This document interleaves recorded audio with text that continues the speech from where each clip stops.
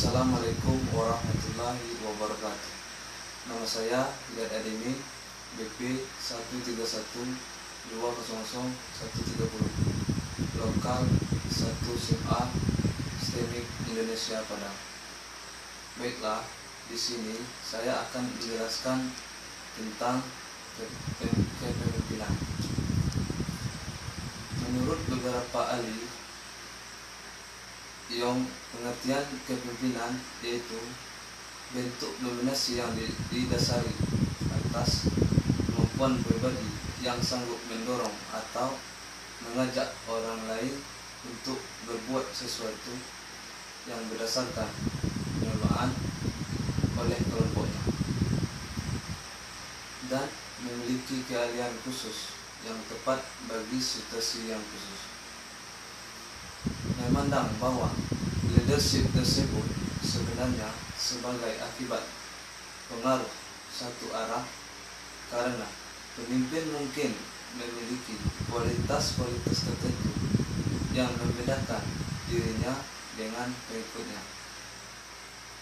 Para ahli teori cenderung memandang leadership sebagai pemaksaan atau mendesakan pengaruh secara tidak langsung, dan sebagai sarana untuk membentuk kelompok sesuai dengan keinginan pemimpin. Dari berbagai definisi di atas dapat disimpulkan bahwa kepemimpinan merupakan kemampuan mendorong atau mengajak ataupun menginspirasi orang lain untuk suatu tujuan tertentu. Macam-macam gaya kepemimpinan yang pokoknya yaitu gaya kepemimpinan autokratis, demokratis, dan laissez-faire atau bebas. Gaya kepemimpinan autokratis, gaya ini meletakkan seorang pemimpin sebagai sumber kebijakan. Pemimpin merupakan segala-galanya. Bawahan dipandang sebagai orang yang melaksanakan perintah.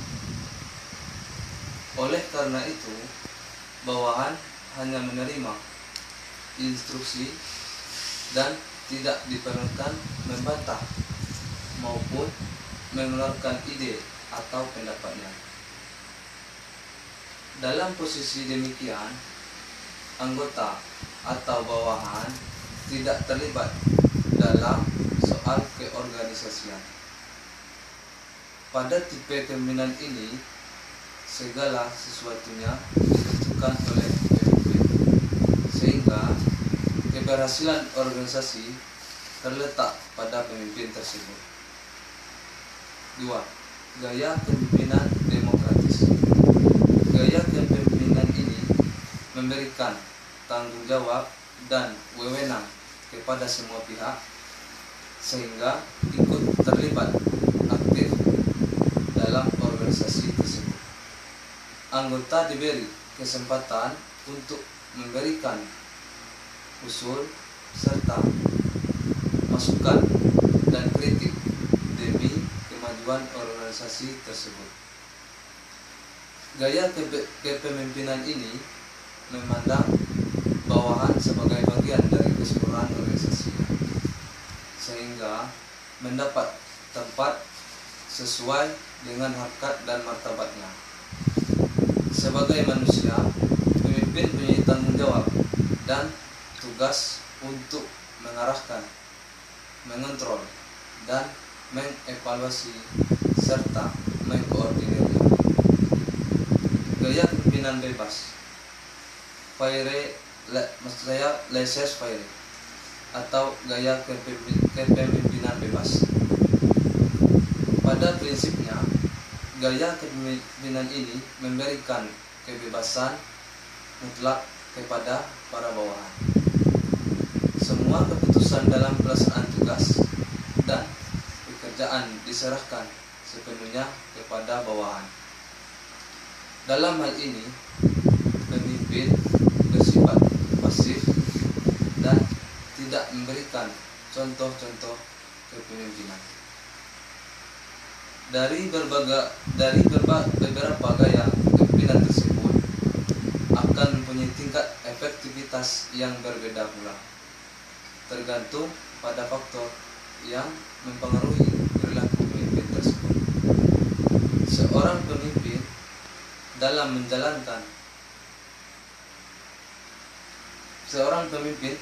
menjalankan kepemimpinannya sangat dipengaruhi oleh faktor baik yang berasal dari dalam diri pribadinya maupun yang berasal dari luar individu pemimpin tersebut. Ada 4 macam gaya kepemimpinan berdasarkan kepribadian. Yang pertama, gaya kepemimpinan karismatis. Yang kedua, gaya kepemimpinan diplomatis. Yang ketiga, gaya kepemimpinan otoriter. Dan yang keempat, kepemimpinan moralis. Yang baiklah, saya akan bahas gaya kepemimpinan karismatik. Kelebihan gaya kepemimpinan karismatis ini adalah mampu menarik orang serta terpesona dengan cara berbicaranya yang membangkitkan semangat. Biasanya pemimpin dengan gaya kepemimpinan ini visionaris. Mereka sangat menyenangi perubahan dan tantangan. Mereka mampu menarik orang untuk datang kepada mereka. Setelah beberapa lama, orang yang datang ini akan kecewa karena ketidakkonsistensinya. Apa yang diucapkan ternyata tidak dilakukan. Ketika diminta pertanggungjawabannya, si pemimpin tersebut akan memberikan alasan, permintaan maaf, dan janji. 2. Gaya kepemimpinan diplomatis.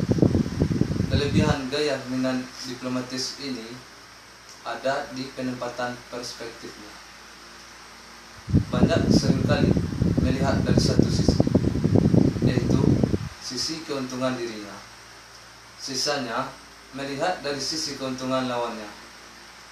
Hanya pemimpin dengan kepribadian putih ini yang bisa melihat kedua sisi dengan jelas.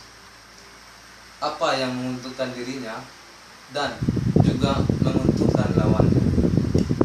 Kesabaran dan kepasifan adalah kelemahan pemimpin dengan gaya diplomatis ini. Umumnya mereka sangat sabar dan sanggup menerima tekanan. Namun, kesabaran ini bisa sangat keterlaluan. Mereka bisa menerima perlakuan yang tidak menyenangkan. Tetapi, pengikut-pengikutnya tidak. Dan sering kali hal ini yang membuat para pengikutnya meninggalkan si pemimpin tersebut. Yang ketiga, gaya kepemimpinan otoriter.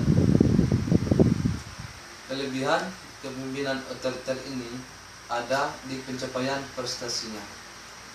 Tidak ada satupun tembok yang mampu menghalangi langkah pemimpin ini. Ketika dia memutuskan suatu tujuan, itu adalah harga mati. Tidak ada alasan, yang ada hanya adalah hasil. Langkah-langkah penuh perhitungan dan sistematis. Dingin serta sedikit kejam adalah kelemahan pemimpin dengan kepribadian merah ini. Mereka sangat mementingkan tujuan sehingga tidak pernah peduli dengan cara-cara ataupun dalam prinsip-prinsip hidupnya. 4. Gaya kepemimpinan moralis. Kelebihan dari gaya kepemimpinan seperti ini adalah umumnya mereka sopan dan hangat kepada semua orang.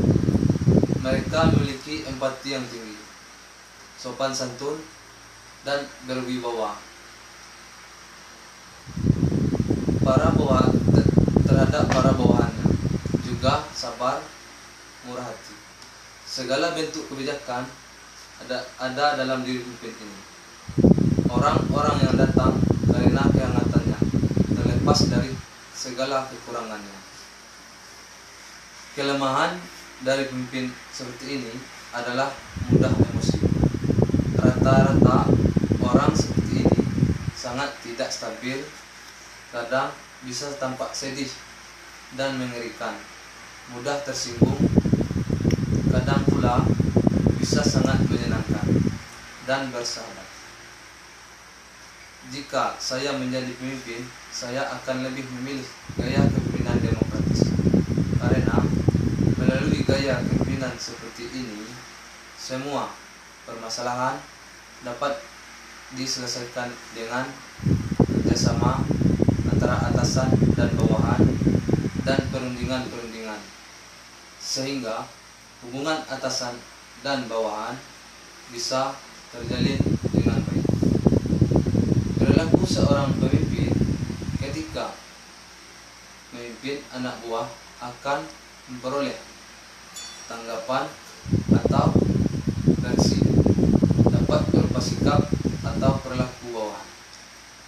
Reaksi perilaku itu tidak saja gerakan badan, tetapi termasuk ucapan dan apa yang disampaikannya.